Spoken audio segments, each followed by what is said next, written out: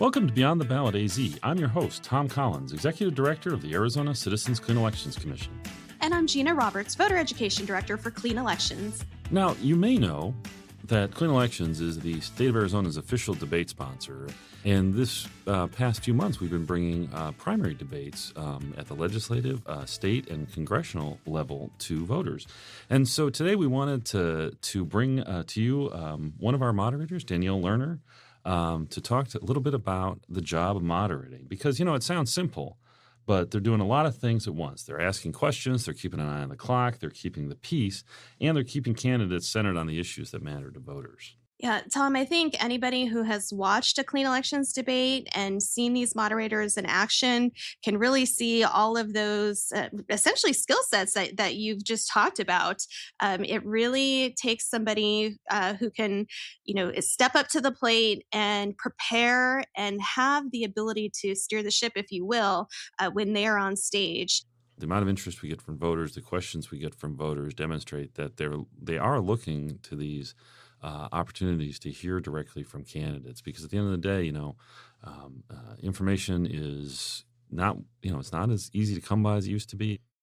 Yeah, and I think, there really is a positive testament to the clean elections debate programming that we've put on, for over 20 years here. And the fact that so many candidates want to participate, the fact that when they leave the debate stage, we get compliments all the time about, wow, that was a really great experience. And so we are continually, making improvements and evolving the debate program, also that it provides one of the most substantive conversations for the candidates to engage in and for the voters to really learn about those issues that they care about and really help them make that decision when they go to fill out their ballot. Arizona is unlike anywhere else in the country in terms of the fact that voters directed that the Clean Elections Commission operate these debates. So no state in the country is providing more information for voters in a more transparent way than what we're doing, and that's because voters created it by initiative. We're here with Danielle Lerner, an Emmy Award-winning journalist with nearly 20 years of experience working in broadcast media, including as a news anchor and reporter in both Southern Arizona and the Phoenix area. Danielle, thanks for joining the show. It is so great to be here with you. Thanks for having me. So, Danielle, we have one big question, which is, why did you decide to sign on to be a moderator for these clean elections debates? Oh gosh. Well, there's several reasons why. First off, as a journalist at heart, I really see this as a service to the community. Anything we can do to better educate folks when they go to vote, I think is wonderful. And also this opportunity to facilitate civil discourse and, remind people that even if we're on different sides of the political spectrum, that you can still come together and have conversations about issues. And so that was really why I was really excited to jump on board and help out with the primaries again. Danielle, I got to tell you, I owe you a tremendous thank you. I mean, really, it is a tough job to be a moderator. And the fact that you let those motivations, bring you here and work with us is just amazing. And not everybody is willing to step up to the plate and do it. You have a very hard job. So, we've got a debate, let's say a week before. What are you doing to prepare for it? Like, what's your process? What do you do starting about a week before the debate? And then what do you do day of? Yeah, absolutely. And real quick, I just have to mention too that, a couple years ago when we first did this together, when I was approached about doing this, to be completely candid, I was nervous and I was thinking, okay, can I do this? I've never done this before. This is a big job. And usually I know myself that when I have those nerves, it usually means I should do it because it's going to be a great opportunity. And of course, here we are 2 years later, and it has turned out to be that great opportunity. And so as far as preparation, it really does. It's far beyond the moderator. It takes a whole team, as you guys know so well, to do this. And so for me personally, there's several steps that go into preparing for a debate. And I like to start, as far out as possible. So I'll start just by simply looking at who the candidates are, their backgrounds, and really digging into not just the candidates, but also the position that they are running for and the specific area they will represent. Because as you know, across the Valley, we have so many communities with different needs and different priorities. And so, candidates running in one district, their constituents may be looking for someone with a different skill set, different experience than those constituents in a different district.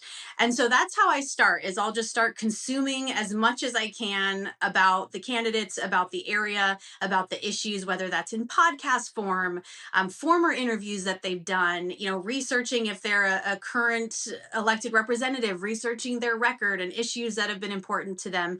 And then it just kind of goes from there of putting all that into a summary form and coming up with potential questions and then potential responses to those questions.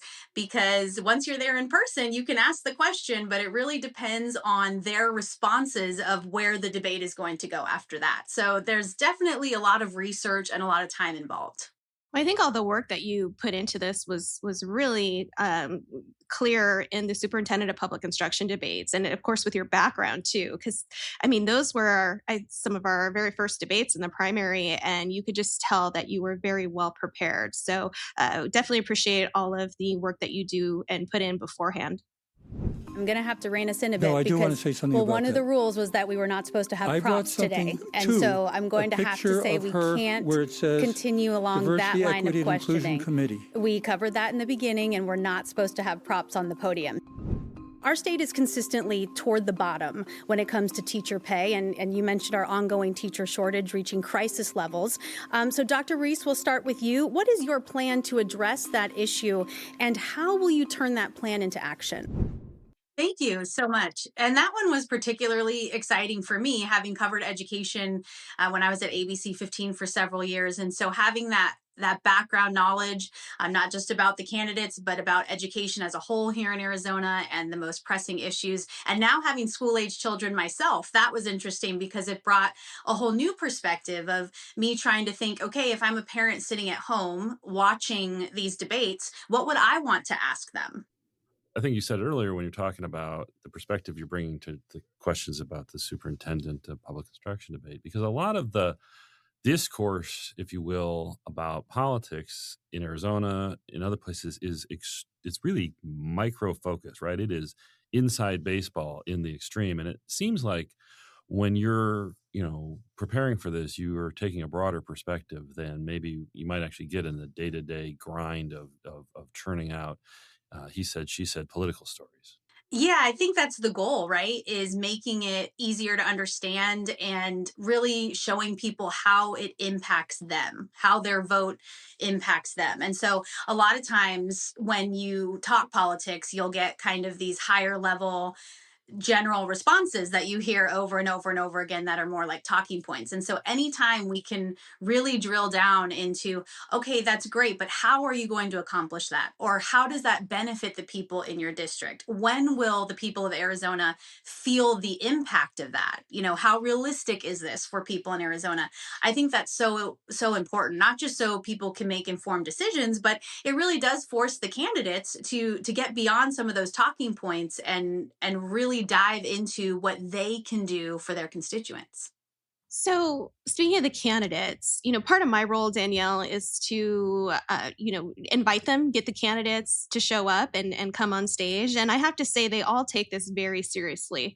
They ask lots of questions and they are working really hard to prepare because, it's televised. How do you ensure that the candidates have a fair experience? How do you ensure that no one person is dominating the debate? That we have equal speaking time for the candidates, that there's no surprises, and at the end of the day, they walk away from that debate stage knowing that at the very least, we provided them a really fair opportunity to participate. Absolutely. And I think it really varies based on if you have two candidates versus three or even four candidates, then it becomes a little more challenging because you want to fit as much into that 56 minutes as you can, but you also want to make sure everyone has a fair chance to respond and also ensure it doesn't turn into just kind of a Q&A interview, but really does foster debate and conversation. And so for me, it's a lot of listening as they're responding. If one candidate says something that the other candidate needs a chance to respond to, it's kind of a mental note of, okay, we're going to give them the 30 seconds or minute to respond to that, and also give them time to respond to another question so that we can keep the conversation moving. And so it's a lot of listening. It's a lot of watching the clock as well. For instance, if you notice that one issue is really dominating the entire conversation and you've only got 15 minutes left, then okay, we need to move on and let's start with this candidate because they haven't really had a chance to dive into an issue yet. And so it's really just on the fly, and that's where the candidates really kind of lead where things go based on their responses and what they're bringing up in their conversations. And it goes by so quick. I wish we had more than 56 minutes sometimes. It's such a great conversation. And personally, as a voter, I've learned so much. So I think you and all of our moderators have done a fantastic job really facilitating the discussion. So one of the things we talk about a lot is soliciting voter questions, and we get a lot of voter questions via email and some over the phone. But when you're going through and looking at those questions, how do they stack up? I think it really varies by debate and depending on the candidates and particular concerns that constituents may have. When we are going through those questions, we do try to, because some of them can be very specific or pointed to one specific candidate. And so you have to kind of evaluate, okay, in the time that we have, is that specific question to this one candidate going to serve the constituents as opposed to maybe a broader question about the budget or the national debt or something that kind of applies to more people. And so we do try to make the most of our time by including voter questions, but also making sure that they're questions that appeal to as many constituents as possible. Well, keep that energy as we go into the general election debates. That's fantastic. Yeah, absolutely. Well, thank you so much for joining us. This has been great. I really appreciate you taking the time. Yeah, and thank you both so much for everything that you do and just everything that Clean Elections has done to make these debates accessible and really share that information. I think that's so important, and that's really just a testament to you guys and the organization and your passion for this. Thanks for listening to Beyond the Ballot AZ. I'm Gina Roberts. And I'm Tom Collins. We'll see you next week.